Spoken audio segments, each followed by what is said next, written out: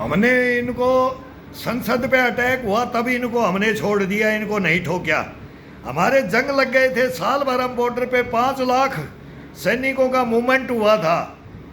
सेना थक हार के टैंकों को आदेश भी दे दिया था बाउंड्री क्रॉस करने के लिए, लेकिन अमेरिका के सैटेलाइटों ने पकड़ लिया था। भाई ये राजनीति तो नहीं देते अटल बिहारी वाजपेयी, लेकिन वो युद्ध नहीं लड़ना चाहते थे। हमने परमाणु बम विस्फोट किया था और हमारे पे सैंक्शन लगी थी।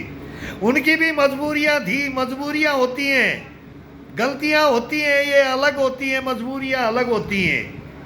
लेकिन फिर कि यहाँ बॉम्बे के अंदर इन्होंने तांडव मचाया, तब हमने इनको नहीं ठोकिया। वो बहुत बड़ी भूल थी, वो बहुत बड़ी चूक थी। तब हम सही लाइन पे थे, लेकिन फिर हमारी इच्छा शक्ति इस राजनीति पे नहीं थी, मनमोहन सिंह की नहीं थी। फिर कारगिल में इनको ठोक्या, लेकिन कारगिल के अंदर भी फिर अमेरिका आ जाता है। वो हर जगह आता है अमेरिका। अमेरिका का आज नहीं है कि अमेरिका शुरू से आया है, लेकिन हमारी आयरन लेडी ने भी नहीं माना था, तो अब नरेंद्र मोदी ने भी नहीं माना है। अब पूरी छूट दे दी है नरेंद्र मोदी, हट गया, राजनीति हट गई है हिंदुस्तान की। ये एक बादशाह आ गया है हिंदुस्तान का, जो सेना के पक्ष में खड़ा हो गया है।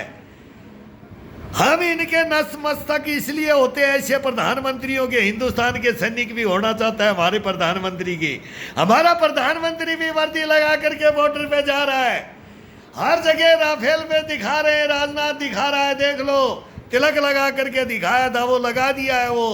वो दिन का मिटा दिया है इनका सिंदूर, जो ये बोलते थे ना हमारा मिटाने आई थी। अब खुला आदेश हो गया, ठोकेंगे ठोकेंगे, आर्मी बोल दिया ठोकेंगे। ऐसी आज़ादी हिंदुस्तान में पहली बार इस प्रधानमंत्री नरेंद्र मोदी ने दी है, पहली बार दी है। हमने युद्ध कहाँ लड़े, हमने युद्ध कभी नहीं लड़े। हमने इनको जवाब दिया, लेकिन उन जवाबों पे हम हार गए। अब हारने वाला नहीं आ गया, अब जीतने वाला आ गया। और जीतने वाली सेना तो रही है, लेकिन अब सेना को टेबल पे बैठ के नहीं हारने देने वाला नरेंद्र मोदी आ गया है।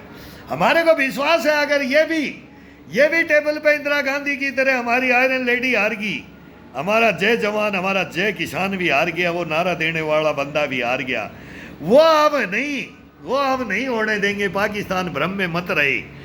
अब तुम्हारे को अंदर तक ठोक्या है, तुम्हारे अंदर तक ठोक्या है, और तुम भाग रहे हो। हेडक्वार्टर मूवमेंट तुम ले जाकर पहाड़ियों में छुप रहे हो, जंगलों में छुप रहे हो, लेकिन हिंदुस्तान अब तुम्हारे को छोड़ेगा नहीं। ये फ्री हैंड, इसको फ्री हैंड बोलते हैं, इसको सेना के हाथ बांधना बोलते हैं कि खोलना बोलते हैं। वो अब पता लगेगा। हमारे हाथ बांध करके रखे थे, ये हाथ बांध करके मीर जाफर और जयचंदों ने रखे थे हमारे हिंदुस्तान के अंदर। ये अभी भी वही चाहते हैं, लेकिन अब नहीं होगा। अब नरेंद्र मोदी आ गया, वो ये अपने रास्ते पे ला करके इसको बदनाम करना चाहते हैं। हम नहीं सुनेंगे अमेरिका की, अब नहीं यूरोप की सुनेंगे, किसी की नहीं सुनेंगे। हम सबको हम अभी ये डेलीगेशन भेज रहे हैं, लेकिन इसमें भी थोड़े गड़बड़ आदमी जा रहे हैं। मेरे को लग रहा है ये वहाँ भी कुछ न कुछ हरकत करेंगे। ये आने के बाद में देखना ये क्या बयानबाजी होता है। ये पीठ के पीछे तो खड़ा होना चाहते हैं, ये बात तो मानते हैं, और बात तब तक मानते हैं जब तक लातों के भूत बातों से मानते हैं ना, बातों के भूत लातों से। ये कहानी है इनकी, ये कहानियाँ हैं, ये चलती रहेंगी, हिस्ट्रियाँ एक से एक बनती रहेगी। हिंदुस्तान के अब जवानों को देख लो, ये हिंदुस्तान के जवान हम तुम्हारे ही हैं।